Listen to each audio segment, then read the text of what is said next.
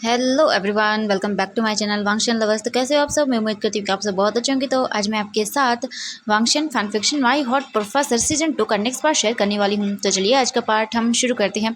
लेकिन इससे जो पहले वाला पार्ट था उसमें हमने देखा था कि जो लैन सन था वो वीजिंग से मिलने के लिए नाइट को उसके घर आया था एंड मैडम लैन ने उन दोनों को इस हालत में पकड़ा था कि भाई सोचो ही मत, वांग तो पूरा शर्टलेस था एंड वो वीजिंग की अलमारी में छुपा हुआ था एंड वो दोनों पूरी तरह से शॉक रह गए थे।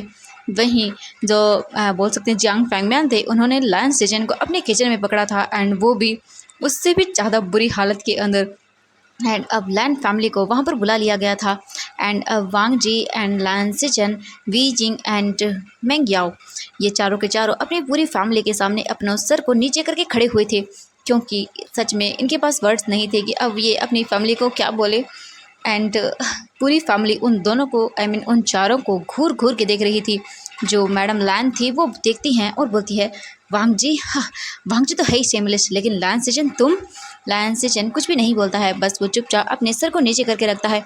इसके बाद मैडम लैन देखती हैं मैडम यू को और बोलती हैं कि आपने क्या देखा था। ये सुनने के बाद मैडम यू देखती हैं वांग जी को और बोलती हैं कि यू तुम यकीन नहीं हो करोगी कि मैंने अपनी आंखों के सामने क्या देखा है। सच में मुझे यकीन नहीं हो रहा है कि ये बच्चे इतने शेमलेस कैसे हो सकते हैं। सच में हमारा टाइम तो कुछ और ही था एंड इनका टाइम हाँ इतना मॉडर्न हो चुका है, मुझे तो समझ ही नहीं आ रहा है।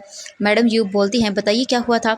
मैडम यू देखती हैं मैडम लैंड को एंड फिर बोलती हैं, मैं तो बस वी यिंग के रूम में उसके लिए हम मैंने उसे एक फ़ाइल दी थी, तो बस मैं उसे लेने के लिए गई थी। जब मैं रूम में गई तो वी यिंग वॉशरूम में चला गया था किसी चीज़ को देखने के लिए, लेकिन मैंने सोचा कि मैं खुद ही फ़ाइल ले लूँ एंड जैसे ही मैंने वी यिंग के वार्डरोब को ओपन किया तो मेरे सामने सोचो क्या हो रहा होगा। मैडम लैन बोलती कि क्या, तो मैडम यू बोलती हैं मेरे सामने वांग जी था, वो भी शर्टलेस।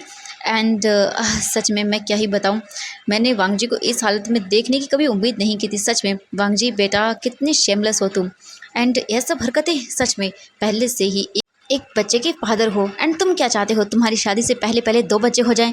ये सुनने के बाद वांग जी नीचे करता है अपने फेस को और बोलता है वो आई एम सॉरी। तो मैडम यू बोलती हैं सॉरी, हाँ। तो मैडम लैन बोलती हैं वांग जी तुम, सच में मुझे यकीन नहीं हो रहा है कि तुम इतने शिमलेस कब से हो गए। वांग जी कुछ भी नहीं बोलता है एंड वो चुपचाप अपने सर को नीचे रगड़ के रखता है। वहीं जियांग फैंग मैन बोलते हैं ये तो कुछ भी नहीं है यू, तुमने तो बस उसे शर्टलेस देखा था, सोचो मैंने क्या देखा होगा। अब लैन सेशन की बारी थी सबके सामने बेइज्जत होने की। मैडम यू जो है देखती हैं जियांग फैंग मैन को एंड इसके बाद जो मिस्टर लैन थे वो देखते हैं जियांग फेंगमैन को और बोलते हैं कि आपने क्या देखा, बता दीजिए मेरे बड़े बेटे की क्या हरकतें थी। जियांग फेंगमैन बोलते हुए ब्लश करते हैं और बोलते हैं सच में मैं बताऊंगा तो आपको यकीन नहीं होगा, मैं तो बस पानी लेने के लिए गया था किचन में, लेकिन जैसे ही मैं किचन में गया तो मैं क्या देखता हूँ, जो आपका प्यारा बेटा लैन सिचन है वो मेंग याओ को सच में किस कर रहा था, वो भी बहुत ही बुरी तरह से। मेंग याओ बेहोश होने वाला था, मैं तो फ्रीज ही हो गया था अपने सामने का सीन देखकर। सच में मुझे यकीन नहीं हुआ कि पता नहीं ये क्या देख लिया मैंने, मैं खुद बेहोश होने वाला था। ये दोनों तो तब जाकर होश में आए जब मेरे हाथ से पानी का जग नीचे गिर गया एंड अगर वो नहीं आता तो ये लोग तो मुझे नोटिस ही नहीं करने वाले थे, पता नहीं मुझे अपने सामने क्या क्या देखने को मिल जाता। ये सुनने के बाद जो मैडम लैन थी वो देखती हैं लैन सिचन को एंड बोलती हैं सिचन तुम भी अपने भाई जैसे सेमलेस हो गए, हाँ दोनों ब्रदर एक जैसे हैं। ये सुनने के बाद वांग जी एंड लैन सिचन अपने फेस को नीचे कर लेते हैं। वांग जी बोलता ब्रदर सच में मेंग याओ के साथ, ओ माय गॉड सच में गगा आप तो सुपर निकले, हाँ क्या बात है किचन रोमांस कर रहे थे, चलो कोई बात नहीं।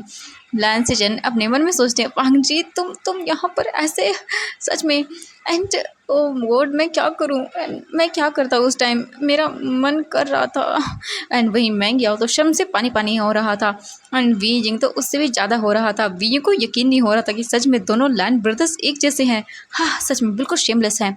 एंड मेंग याओ की तो हिम्मत ही नहीं हो रही थी कि वो ऊपर देखे एंड पूरी फैमिली बस अब उन चारों को घूर घूर के देख रही थी। तो इसके बाद मैडम लैन बोलती है कि सच में बहुत हो गया, अब मुझे ही कोई डिसीजन लेना पड़ेगा।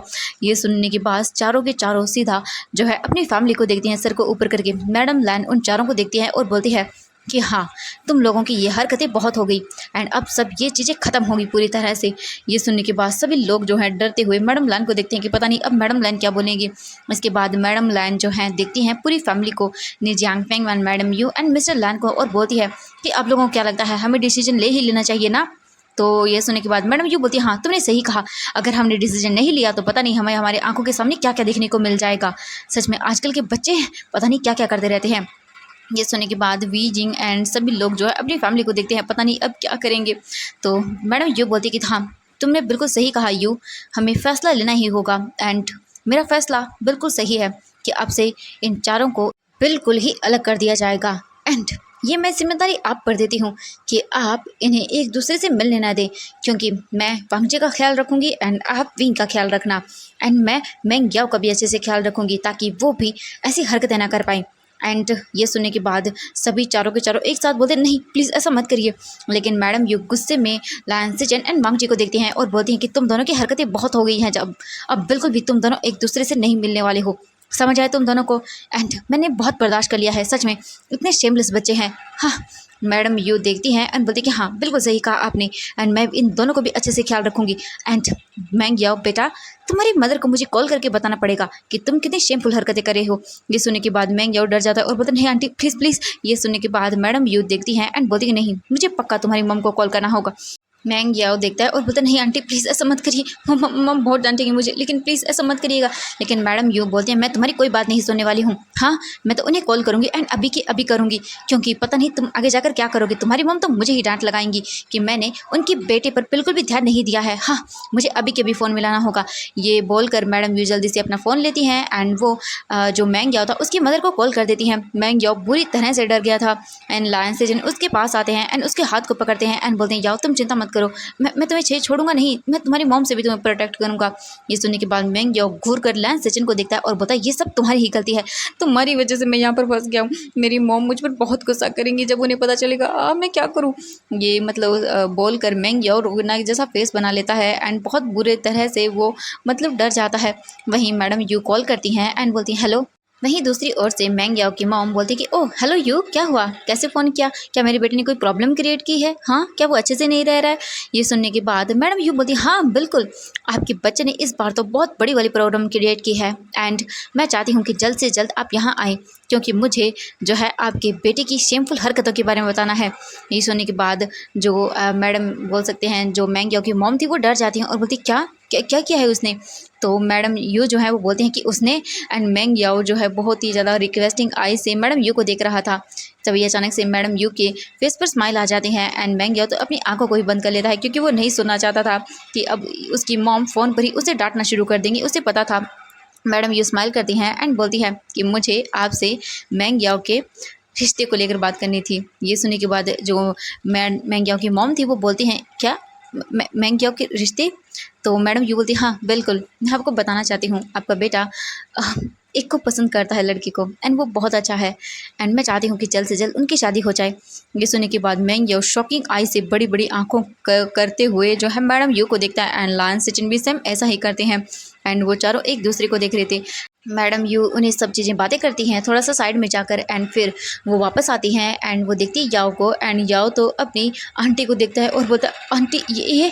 तो मैडम यू बोलती है कि हाँ मैंने तुम्हारी मॉम से बात कर ली है एंड तुम्हारी मॉम क्या फ़ैसला लेंगी ये तो उनके यहाँ आने के बाद ही पता चलेगा। ये सुनने के बाद मेंग याओ जल्दी से जाता है एंड मैडम यू को गले लगा लेता है एंड बोलता है thank you so much aunty, मुझे नहीं पता मैं कभी मॉम को मना पाता या नहीं, लेकिन मुझे यकीन है कि आप मॉम को ज़रूर मना लेंगी।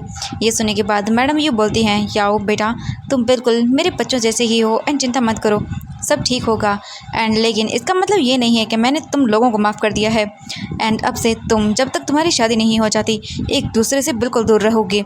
एंड सच में वी जिंग अगर तुम्हारे रूम के अंदर मुझे वापस वांगजी मिला नाइट को तो फिर देख लेना कि मैं तुम्हारे साथ तुम्हारे रूम में ही सोने लगूंगी। ये सुनने के बाद वी जिंग बड़ी बड़ी आंखों से मैडम यू को देखता है एंड फिर वो बोलता है कि अब की बार मुझे बिना शादी किए हुए तुम एक दूसरे के पास नज़र नहीं आने चाहिए, ये तुम लोगों की सज़ा है, जब तक कि तुम दोनों की तुम चारों की शादी नहीं हो जाती एक दूसरे के पास भी नहीं दिखने चाहिए, समझ आया तुम लोगों को। एंड अब से हम पूरी फैमिली अच्छे से ध्यान रखेंगे, यही तुम लोगों की सज़ा होगी, शादी से पहले तुम लोग एक दूसरे को बिल्कुल भी देख नहीं सकते हो। ये सुनने के बाद चारों जो हैं सैड सा फेस बनाते हैं एंड एक दूसरे को देखते हैं, लेकिन अब वो क्या ही कर सकते थे क्योंकि उन्हें पनिशमेंट तो झेलनी ही होगी। इसी के साथ फिर वो लोग कुछ देर बातें करते हैं एंड चले जाते हैं। सिजन एंड वांग जी दोनों को ही पनिशमेंट मिली थी कि वो वेडिंग तक बिल्कुल भी एक दूसरे के घर नहीं आ सकते हैं एंड एक दूसरे से मतलब दूर से ही देखो, बात नहीं करनी, पास नहीं आना। एंड ये सज़ा बहुत ही ज़्यादा भयंकर थी उन सब के लिए। एंड उन्हें अभी तक पता भी नहीं है उनकी शादी कब होगी, लेकिन उसकी फैमिली ने साफ साफ उन्हें मना कर दिया है कि वो एक दूसरे से बिल्कुल भी नहीं मिल सकते हैं। एंड इसी की वजह से वो चारों के चारों पूरी तरह से दुखी थे। बीजिंग अपने रूम में था एंड वो वांग जी को कोस रहा था कि अगर वांग जी यहाँ पर नहीं आता तो फिर सब कुछ ठीक हो जाता एंड उनके बीच में कुछ भी नहीं होता ऐसा। एंड वहीं हम देखते हैं मैंग याओ को जो अपने रूम में था एंड वो भी सेम ऐसा ही लैंस सीजन के साथ कर रहा था। वो भी उन्हें गालियाँ दे रहा था क्योंकि आज अगर वो नहीं आते तो उन्हें पता नहीं चलता। लेकिन एक तरह से ये ठीक भी हुआ क्योंकि पता नहीं वो अपने रिलेशनशिप को कब सामने लेकर आते। अब सबको पता चल गया है, देन फैसला हो ही जाएगा कि क्या होगा और क्या नहीं। एंड उसे यकीन है कि मैडम यू जो हैं याओ की मामा को मना लेंगी। तो मैंग याओ खुश भी था कहीं ना कहीं कि चलो जैसे भी हो उनका रिलेशन सामने आ गया। एंड वो बहुत ही हैप्पी भी है। एंड अब उसे याद आता है कि कैसे लैंस चैन जो है उससे मिलने के लिए आए हुए थे। एंड जो मैंग याओ था बस वो किचन के अंदर कुछ डिशेस को वॉश करने के लिए गया हुआ था क्योंकि उसने खाना लेट खाया था इसीलिए। एंड जब वो किचन में गया तब लैंस किचन पीछे से आकर उसे हग कर लेते हैं एंड फिर बाद में डीपली एंड पैशनेटली एक दूसरे को किस करने लगते हैं। एंड उन दोनों ने अपने लव को भी कन्फेस कर दिया था एक दूसरे के सामने। तो दोनों ही बहुत हैप्पी थे। लेकिन तभी जियांग फेंगमियान अंकल ने उन दोनों को देख लिया एंड उनकी पूरी तरह से बैंड बज गई। एंड अब उनकी सज़ा यही है कि वो वेडिंग तक एक दूसरे से बिल्कुल भी मिल नहीं सकते हैं, जो कि उनके लिए बहुत ही बड़ी सज़ा थी। ऐसे ही करके जो है नेक्स्ट डे होता है एंड नेक्स्ट 2 दिन के बाद ही जो याओ की मामा थी वो भी आ जाते हैं एंड पूरी फैमिली को बुलाया जाता है। एंड जो मैंग याओ की मामा थी वो देखते हैं मैंग याओ को, पहले तो वो गुस्सा करती हैं लेकिन बाद में फिर वो मान जाती हैं क्योंकि उसे भी अपनी बेटी की खुशियाँ ही चाहिए थी। एंड फिर वो आराम से इन सब चीज़ों को एक्सेप्ट कर लेती हैं एंड वो खुश होती हैं कि उसके बेटे ने अपने लाइफ पार्टनर जो है इतना अच्छा चुना है। वहीं जियांग चेंग भी अपनी गर्लफ्रेंड जो है वैन किंग उसके बारे में बता देता है। एंड मैडम यू भी खुश होती हैं कि चलो फाइनली अब उसके घर पर भी एक न्यू मेंबर आने वाली है एंड वो बहुत ही हैप्पी हो जाती हैं। ऐसे ही करके फिर उनके 15 दिन के बाद वेडिंग डेट को भी डिसाइड कर दिया जाता है। इसी वेडिंग डे के दिन जो है उन तीनों बच्चों की शादी होने वाली थी। ये बोले कि 6 लोगों की शादी होने वाली थी, वांग जी एंड वी जिंग की, लायन सिचेन एंड मैंग याओ की and Jiang Cheng and Wen Qing की। तीनों इन सभी की शादी को एक ही टाइम पर करने की डिसाइड किया था एंड सभी बहुत ही हैप्पी थे। ऐसे ही करके जो है धीरे धीरे करके वेडिंग प्रिपरेशन होना शुरू हो जाती हैं एंड सभी लोग बहुत ही हैप्पीली सभी मतलब वेडिंग प्रिपरेशन कर रहे थे। वांग जी एंड वीजिंग बहुत ही ज़्यादा हैप्पी थे लेकिन वो सैड भी थे क्योंकि वो दोनों एक दूसरे से मिल नहीं पा रहे थे एंड ये उन्हीं की गलती की वजह थी। एंड अब क्या कर सकते हैं। ऐसे ही करके जो है टाइम बीत जाता है एंड आज वांग जी एंड वीजिंग को अपनी वेडिंग ड्रेस लेनी थी एंड मतलब सभी को लेनी थी। तो फिर सभी लोग निकल जाते हैं वेडिंग ड्रेस एंड रिंग्स वगैरह लेने के लिए। लेकिन वांग जी एंड वीजिंग को दूर दूर रखा जा रहा था क्योंकि पूरी फैमिली उन सभी पर नज़र रख रही थी। एंड ऐसे ही करके वो लोग अपने क्लोथ को भी डिसाइड करते हैं एंड अपनी वेडिंग रिंग्स को भी ले लेते हैं। वांग जी एंड वीजिंग ने भी अपनी वेडिंग रिंग्स को लिया था। वांग जी ने स्पेशली कुछ और रिंग्स भी बनवाई थी एंड वो स्पेशली बनवाई गई थी वांग जी के तौर से वीजिंग एंड अपने लिए, तो वो दोनों हैप्पी थे। वहीं दूसरी ओर Jiang Cheng and Wen Qing भी हैप्पी थे। मैंग याओ एंड लायन सिचन भी सुपर हैप्पी थे।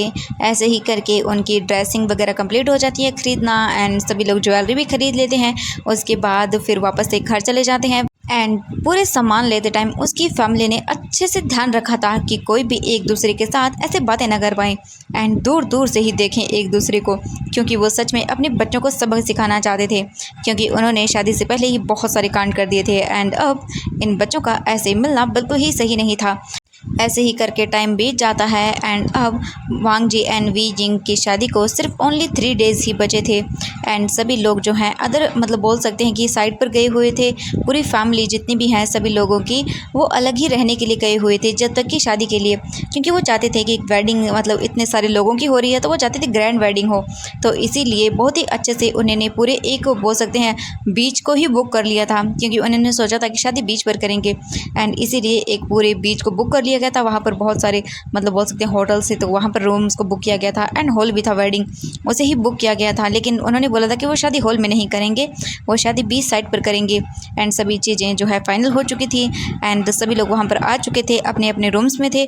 तभी जो वांग जी था वो बोर हो रहा था तो लायन सिचन बोलते कि एक काम करते हैं क्यों ना बैचलर पार्टी में चलते हैं, वैसे भी बहुत जल्दी हमारी शादी हो जाएगी एंड देन फिर उसके बाद तो हमें अपने पार्टनर के साथ ही रहना है, तो क्यों ना हम आज की नाइट एंजॉय कर लें। ये सुनकर जियांग चैंग बोलता है सच में हम ऐसा करना चाहिए। वांग जी बोलता है क्या सच में? तो लैन सेचन बोलते कि हाँ मतलब कर ही लेना चाहिए, उसके बाद तो पूरे टाइम हमारे पार्टनर के साथ रहना है एंड बस हम ओनली ड्रिंक करेंगे एंड बस एंजॉय करेंगे और कुछ भी नहीं। ये सुनने के बाद वो सभी अग्री कर जाते हैं एंड फिर वो अच्छे से रेडी होते हैं एंड रेडी होकर वो निकल जाते हैं अपनी बैचलर पार्टी के लिए। वहीं वी जिंग तो बैठा बैठा बोर हो रहा था एंड मेंग याओ भी उसी के पास था एंड वैन किंग भी उसी के पास थी एंड वो चारों डिसाइड कर रहे थे कि उन्हें क्या करना है और क्या नहीं करना है। अपनी वेडिंग में अपने सभी दोस्तों को बुला रहे थे, क्योंकि अभी तक भी उनके दोस्त कुछ रह गए थे जिन्हें इनविटेशन नहीं गया था, वो यही कर रहे थे।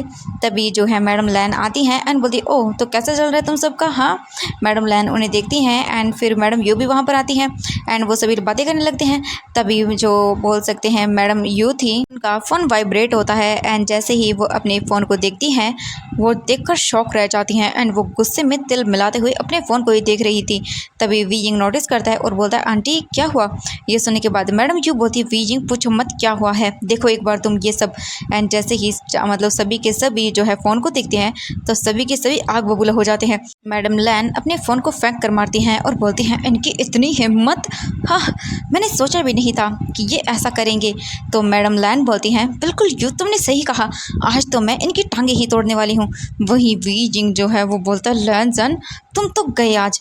ये बोलकर वो गुस्सा करता है। वहीं मेंग याओ भी गुस्से में था एंड वहीं वैन किंग भी बहुत ही गुस्से में थी एंड वो चारों के चारों बोल सकते हैं कि चारों नहीं 6-7 हो गए होंगे। वो सभी गुस्से में एक दूसरे को देखते हैं एंड वी जिंग बोलता है आंटी मुझे लगता है कि इन्हें अच्छे से सबक सिखाना होगा, ये ऐसा कैसे कर सकते हैं।